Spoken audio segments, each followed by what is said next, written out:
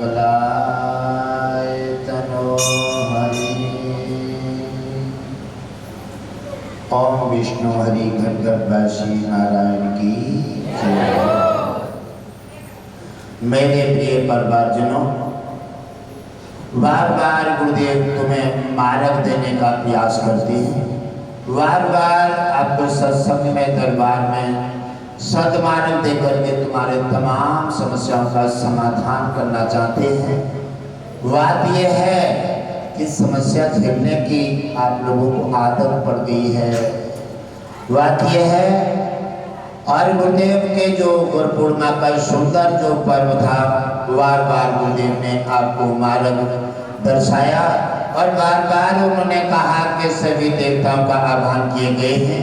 आपकी तमाम समस्याओं का समाधान गुरु पूर्णिमा के सुनहरे अवसर पर किया जाएगा और आप गुरु पूर्णिमा के सुनहरे अवसर से आप वंचित रहे और भक्ति काफी न जाने से छोटे छोटे समस्याओं को लेकर के और गुरु पूर्णिमा का सुंदर पर्व से वंचित जो रहे हैं, वो नाना प्रकार एक साल तक के लिए उन्हें नाना प्रकार से पछताना पड़ेगा, क्योंकि गुरु पूर्णिमा का सुंदर पर्व साल में एक बार आता है। सभी देवता और नाना प्रकार से सभी भगवान विष्णु शंकर तीनों त्रिदेवों ने आकर के गुरु पूर्णिमा का सुनहरा आनंद लिया।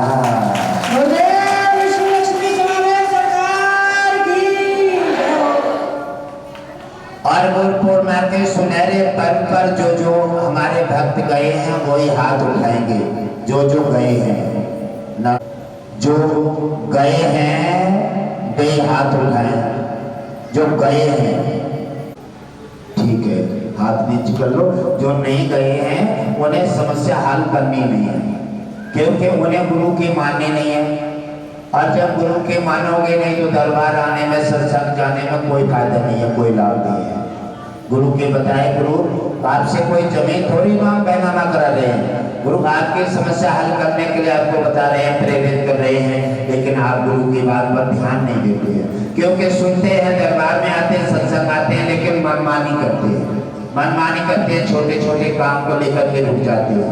गुरुदेव ने कहा था कि अभी सभी संसार में सभी व्यक्तियों में नाना प्रकार से सुंदर प्रकार है धरती पर, जो देवता भी और भगवान विष्णु देव भी धरती पर आ गए हैं आपकी समस्याओं का समाधान लेने के लिए। लेकिन आप पर कहाँ भय पड़ता है? आप इधर सुनते हैं और इधर निकाल देते हैं। आप सुनते भी हैं और ना भी सुनते हैं, इसीलिए तो छोड़ना ही नहीं चाहते।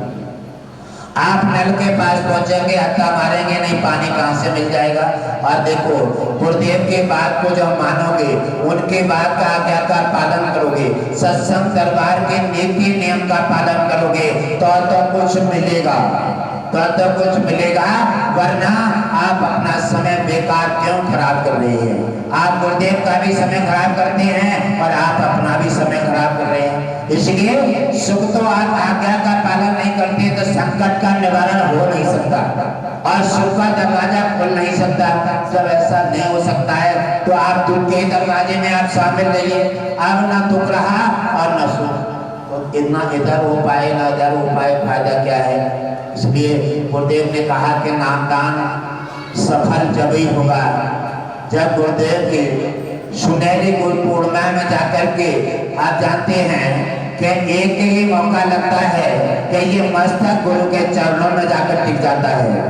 गुरुदेव ने बताया कि ये चरण गुरु के क्यों छुए जाते हैं, ये पवित्र क्यों हैं, और इनके से मस्तक लगते ही शरीर में करंट दौड़ जाता है और तमाम समस्याएं समाधान होकर के कल्याण हो।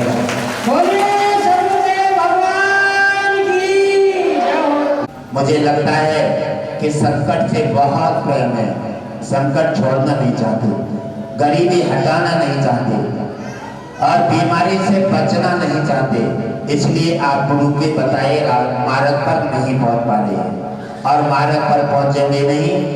सिद्धांत आश्रम के दरबार के नियम का पालन नहीं करोगे तो समझ लो संकट का कोई निवारण नहीं होगा। आप जहां हैं वहीं रहेंगे। इसलिए आना और ना आना, फिर क्या कहेंगे? हम दरबार में गए, नामदान भी लिए, हाजिरी भी लगाई, हमारा कोई फायदा नहीं हुआ, फायदा नहीं हुआ। आप फायदा के दरवाजे पर कहाँ पहुंचे? आप दरबार में गए और आपने हाजिरी छोड़ छोड़ के लगाई, सत्संग में नहीं गए और आपने पूर्णिमा में नहीं गए, कुछ लोग यज्ञ में नहीं गए, तो आप अपने नीति नियम का पालन नहीं कर रहे तो लाभ कैसे मिल जाएगा? इसलिए आप अपनी मनमानी कर रहे हैं।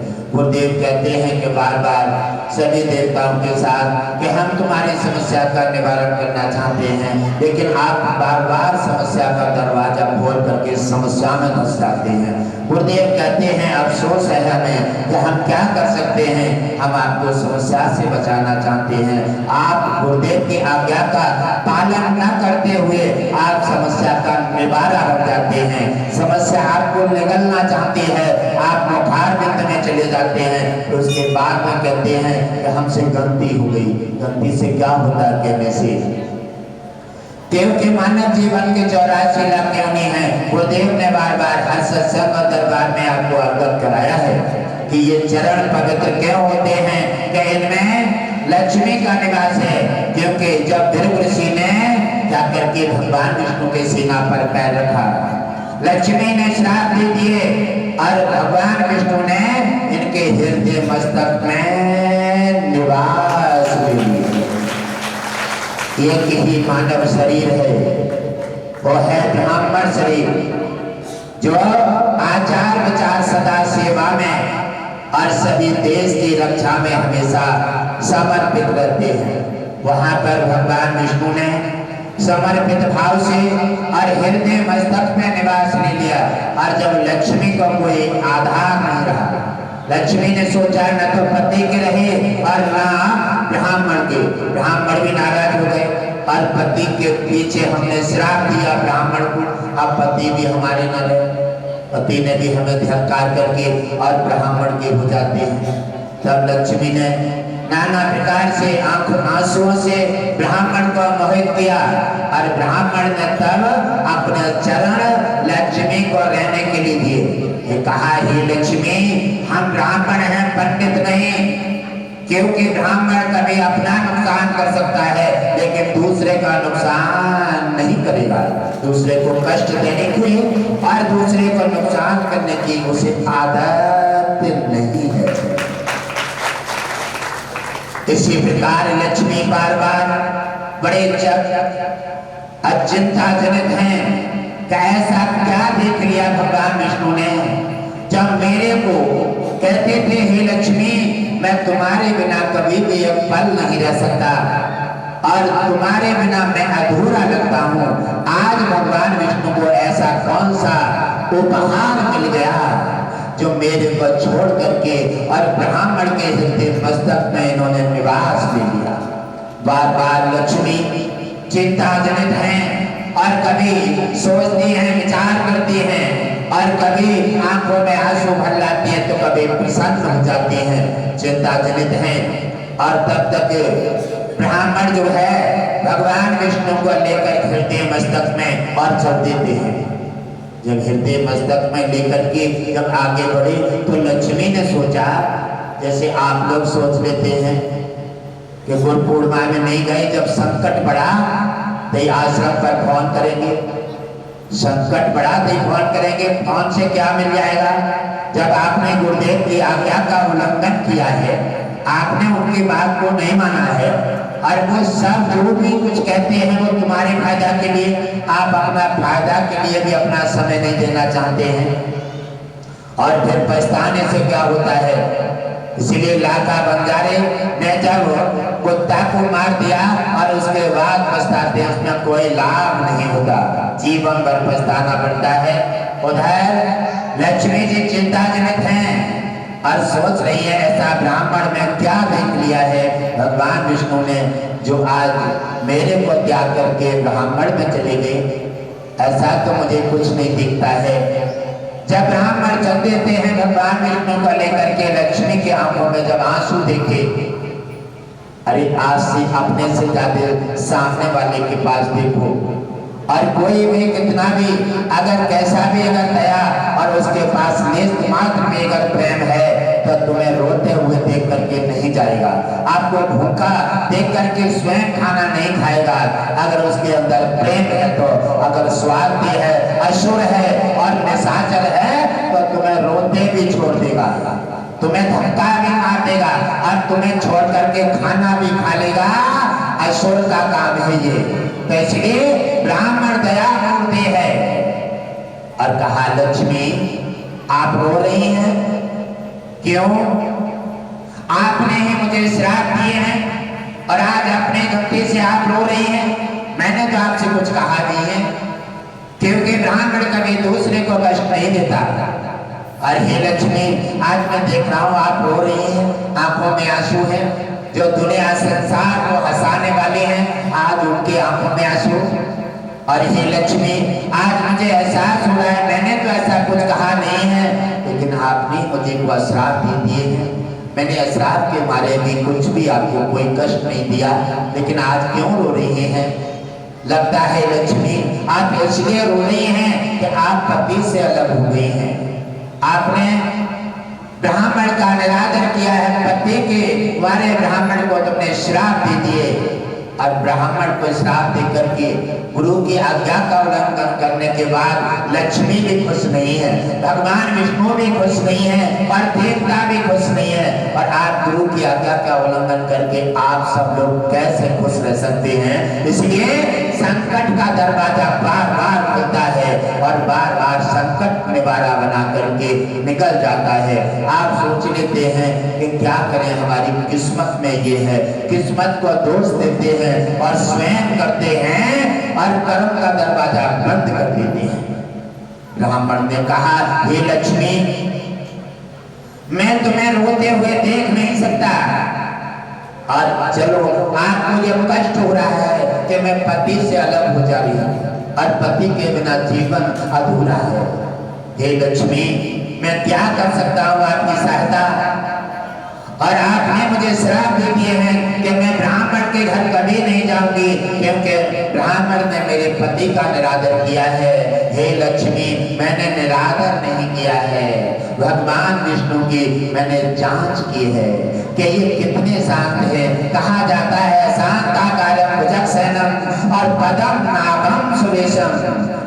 कहा ब्राह्मण ने कहा भगवान विष्णु इतने शांत हैं कि इनके सीना पर पैर रखने के बाद भी ये ब्राह्मण पर दया करेंगे, ब्राह्मण से रुष्ट नहीं होंगे। और सबसे बड़ा चतुर वो है दुनिया में कि ब्राह्मण और गुरु के हमेशा भावनाओं का आदर करें और ब्राह्मण और गुरु जो कहते वह शब्द का पकड़ ले, आज्ञा का पालन करे। वही चतुर है, वही सुजान है, वही बुद्धिमान है और वही ज्ञानी है और वही वैकुंठ और भगवान विष्णु के सुख का अधिकारी है। ब्राह्मण ने कहा कि हे लक्ष्मी मैं आपकी आत्मा को कोई कष्ट नहीं देना चाहता, और चलो आप पति के बिना आप इतनी व्याकुल हो रही हैं तो आपने मुझे श्राप भले दे दिए हैं, इससे मुझे कोई भी किसी प्रकार का कष्ट नहीं है, क्योंकि आप तो जगत जननी माँ है। आप जो भी कह देते हैं आप आज रुष्ट हैं कल प्रसन्न हो जाएंगे, लेकिन मैं अपने कर्तव्य से कैसे मुख मोड़ जाऊं?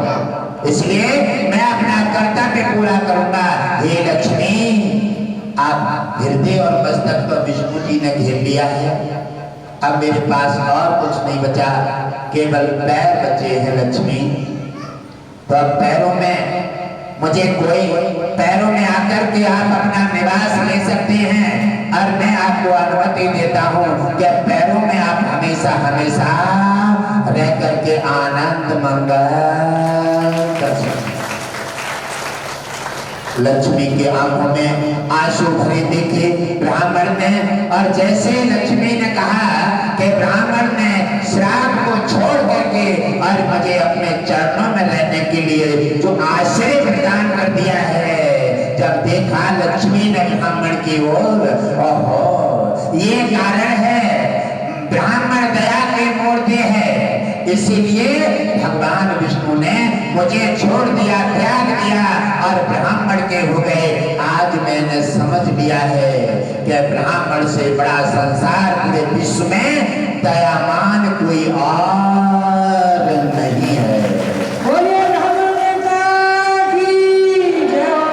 लक्ष्मी गदगद प्रसन्न चित हो जाते हैं और लक्ष्मी ने कहा, हे ब्राह्मण देव, मैंने तुम्हें श्राप दिया है वो अलग है, अब मैं तुम्हें वरदान देती हूँ, क्योंकि मैं तुम्हारे इन चरणों में हमेशा निवास करूंगी। जो इन चरणों को धुलेगा, गुरु पूर्णिमा के सुनहरे अवसर पर इनका पंचामृत लेगा, जो इनसे अपना मस्तक टेकेगा उनका भाग्य खुल जाएगा, उन पर सदा मेरी कृपा बरसेगी, वो धन धान्य से भरे पूरे रहेंगे, गुरु से ज्ञान और विष्णु जी शांति और लक्ष्मी के धन के हमेशा उन पर बरसात होती रहेगी।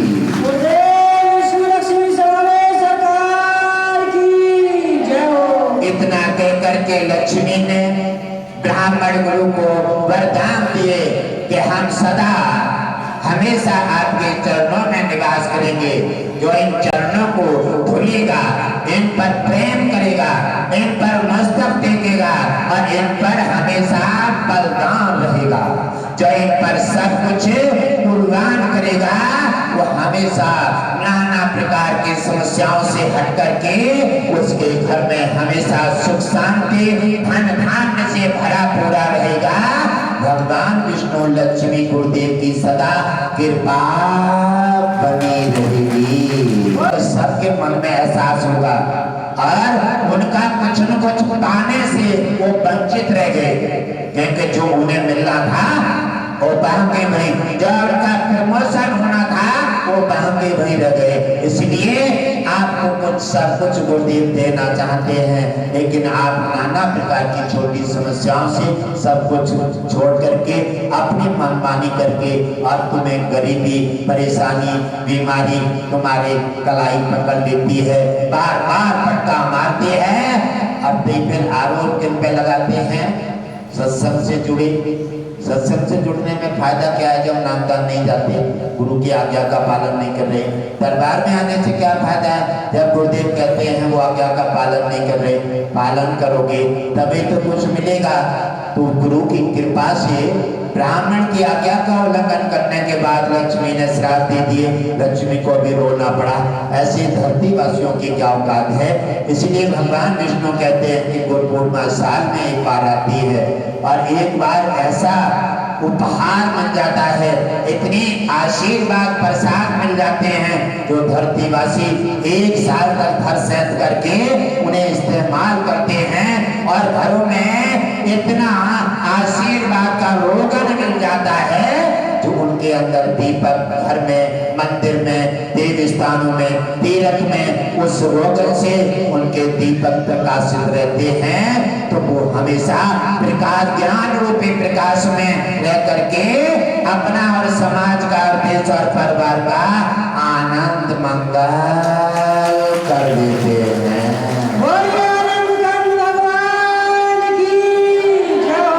और अब आपको क्या चाहिए? हाथ उठा लो, हाथ उठाओ, हाथ उठाओ। आपको क्या चाहिए? छोटी छोटी समस्या समझ करके और इतने बड़े उपहार को छोड़ देते हो। छोटी सी समस्या घर की लेकर के और गुरु कृपा को छोड़ देते हो।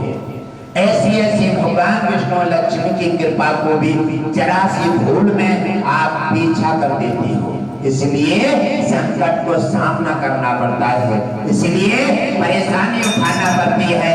परेशानी और संकट का सामना करते करते आप नाना प्रकार से जो धरोहर लेके आई हैं साथ में वो भी यही नष्ट कर देते हो और कुछ पा नहीं सकते। क्यों?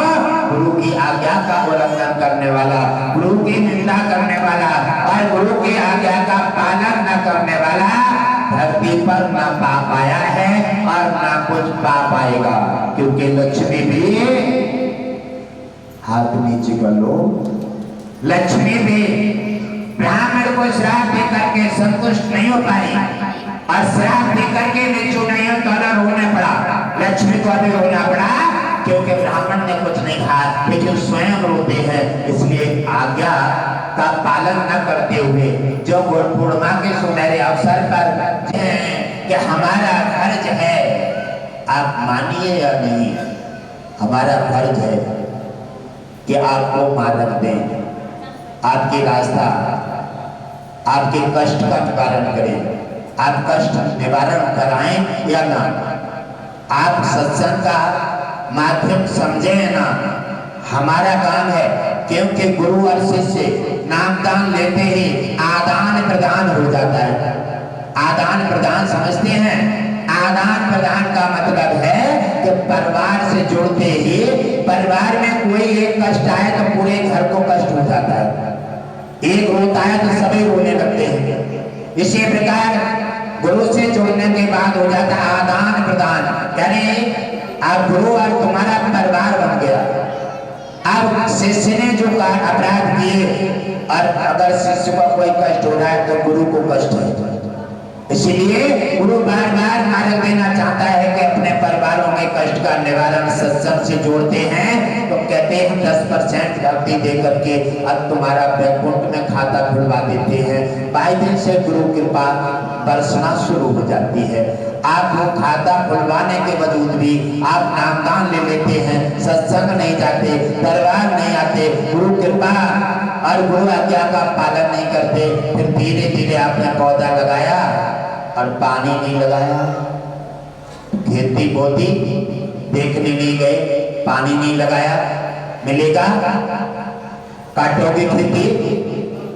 पौधा आपने लगाया, ज्ञान रूपी पौधा लगाया है गुरु ज्ञान का, और आपने नामदान लेकर के सत्संग का नियम का पालन नहीं किया, पूर्णिमा में नहीं गए। हर नामदानी गुरुदेव ने कहा हर नामदानी के लिए सुनहरे अवसर पर अवश्य जाना चाहिए। चाहे घर में 10 लोग हैं, चाहे 20 लोग हैं, चाहे छोटा बच्चा है, बूढ़े हैं, जवान है, कोई भी है, हर व्यक्ति को जाकर के गुरु पूर्णिमा के सुनहरे अवसर पर ये मस्तक गुरु के चरणों में एक बार उनके चरणों से टच कर लेना चाहिए। उनकी समस्या साल भर तक उनकी समस्या उनको छोड़कर चली जाएगी। गुरु कृपा विष्णु और लक्ष्मी की उनके मस्तक में विराजमान हो जाएगी, उनका कल्याण हो।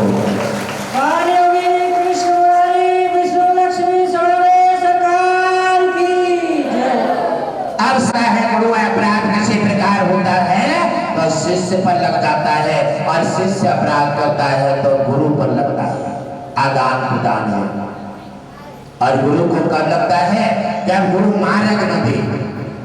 गुरु ने आपको कोई भी देवताओं की प्रक्रिया कर रही है आपके लिए प्रसाद बंटने के लिए, और गुरु आपको बताए नहीं, आपको मार्ग न दे तो वो अपराध गुरु पर है। क्योंकि शिष्य को उन्होंने साधन दिए नहीं, मार्ग नहीं दिया और शिष्य पर कष्ट आ गया, ये अपराध गुरु पे लगेगा। क्यों?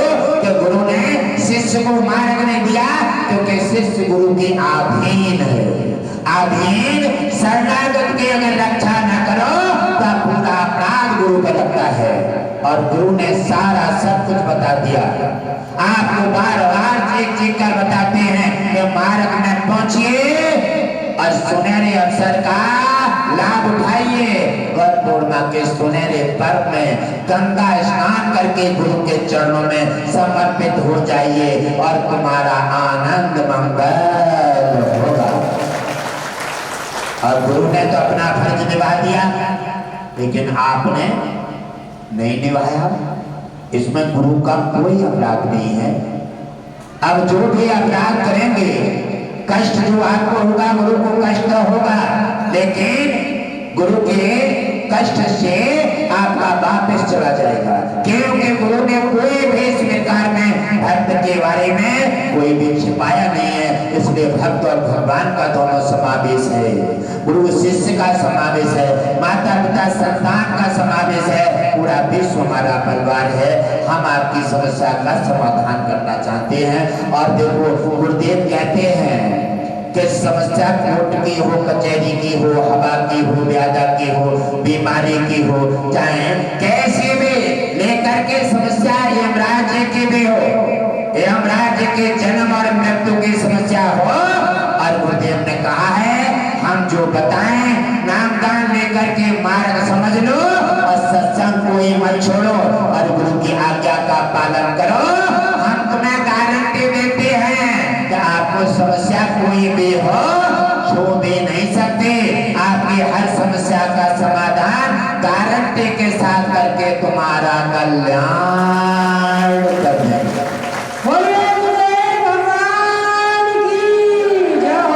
गारंटी कहाँ है?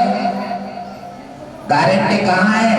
जब आपने गुरुदेव की आज्ञा का पालन किए, आपको सत्संग बताया सत्संग जा रही है, आपको दरबार बताया दरबार जा रही है, आपको प्रचार बताया प्रचार कर रहे हैं, आपको भजन पूजा बताया भजन पूजा कर रहे हैं और श्वास श्वास पर इस नाम का उच्चारण कर रहे हैं। कभी भी किसी समय इस नाम को नहीं भूले। कहा श्वास श्वास पर हर जपो बिरथा सांस ना खोए, ना जाने जा सांस का आवन हो या ये किसी दिन पिंजरा खाली रह जाएंगे, पक्षी उड़ जाएगा और पक्षी की कदर है इन शरीरों में। आप सब कुछ अपना समझ लेते हैं और जिस दिन पक्षी उड़ गया वह दिन पिंजराओं का कोई कदर नहीं रहेगी। वह दिन दुनिया वाले क्या हाल बनाते हैं ये तो आप देखते हैं।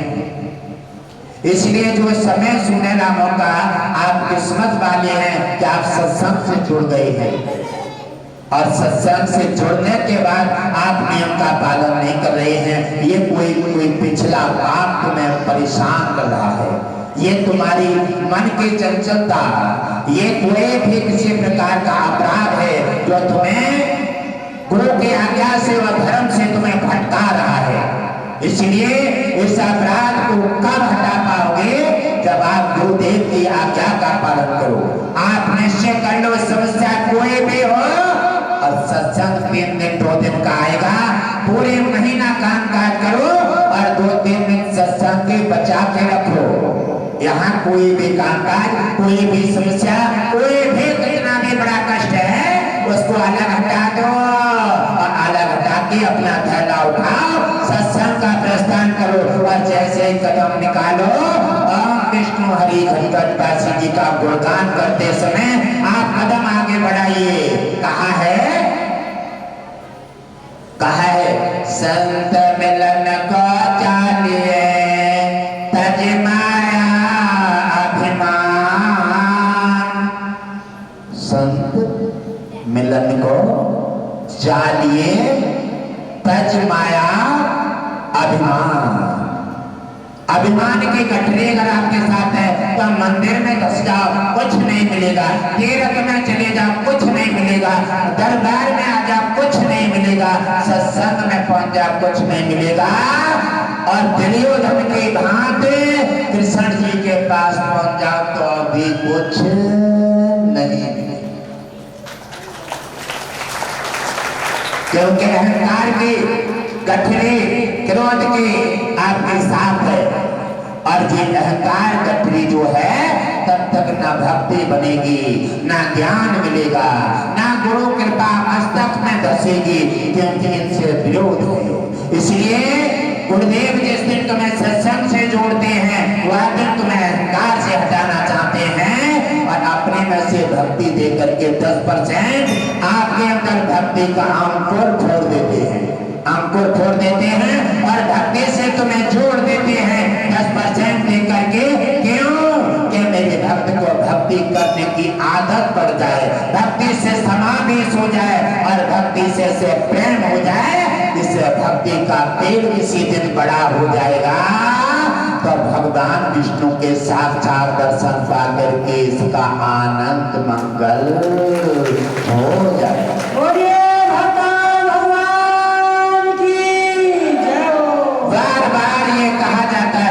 तो संत मिलन को चाहिए तज माया अभिमान और जो पग आगे बढ़े कोटन यज्ञ समान। एक नाम माया अभिमान का त्याग करके, माया अभिमान का त्याग करके जो भी कदम आप बढ़ाएंगे एक पग में 1 कोट यज्ञ होंगे, 1 कोट यज्ञ का फल मिलेगा। अब आप बताइए ये फल कहाँ रखोगे? आपके घर का दरबार मंदिर भी कम पड़ जाएगा। इसलिए एक पग चलने से एक कोट यज्ञ का फल प्राप्त हो जाता है। तो आप एक पग नहीं चलना चाहते, अभिमान माया का करके, इसलिए लगता है कि आप ये नियम का पालन नहीं कर पा रहे हैं।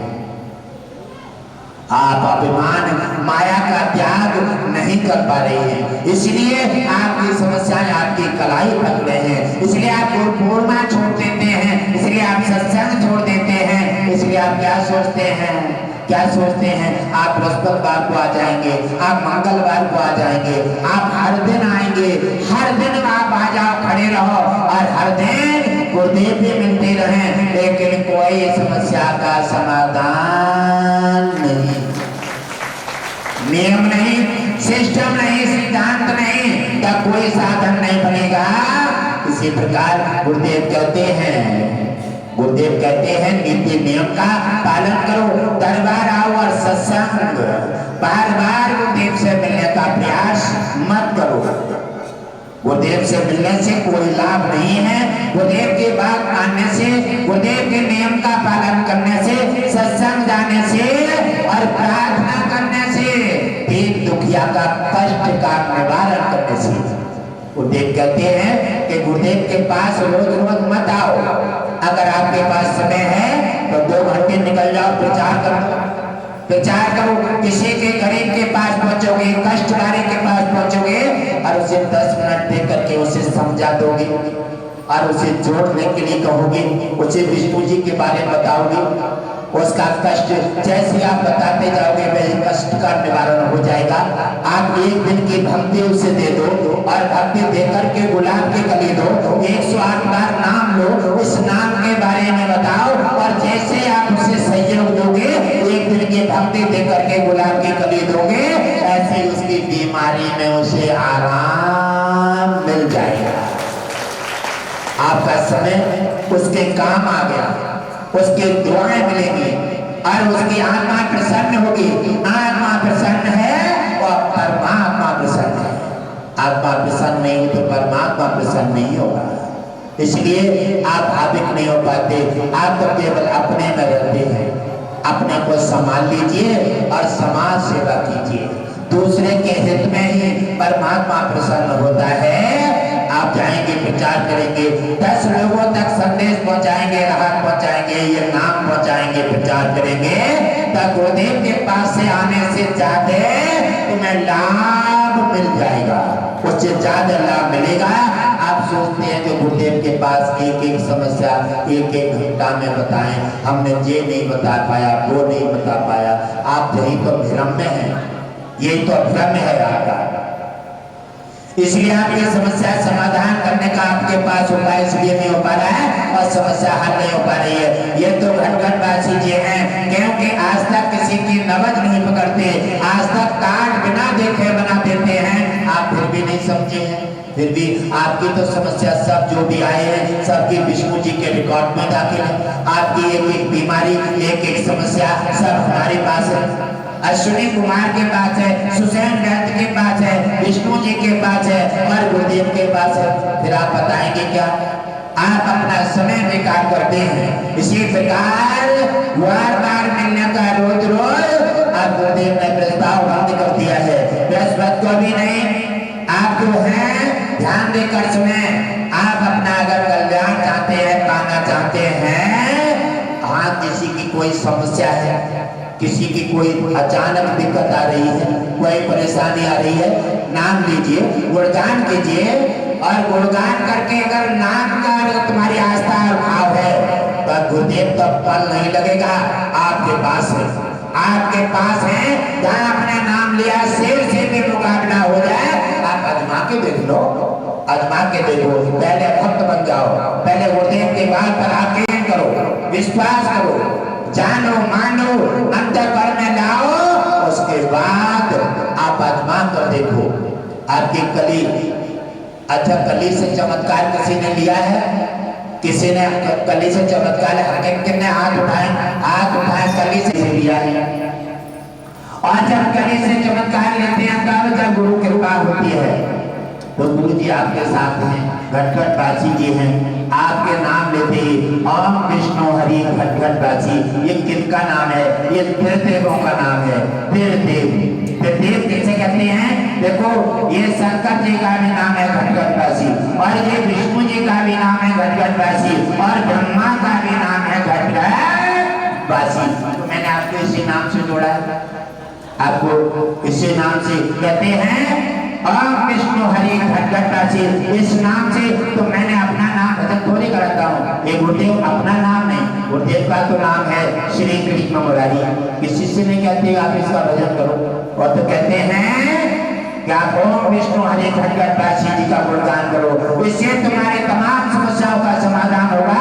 और नाम लेकर के किसी की समस्या का हल करने के लिए निश्चय कर लो, और जब उसे आप खुश देंगे, आप सुकून पहुंचाएंगे, आपकी बीमारी में राहत पहुंचाएंगे, भूखे को खाना देंगे, नंगे को कपड़ा देंगे।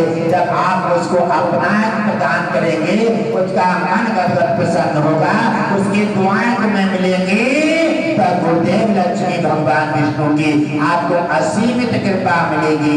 इसी से तुम्हारा कल्याण होगा।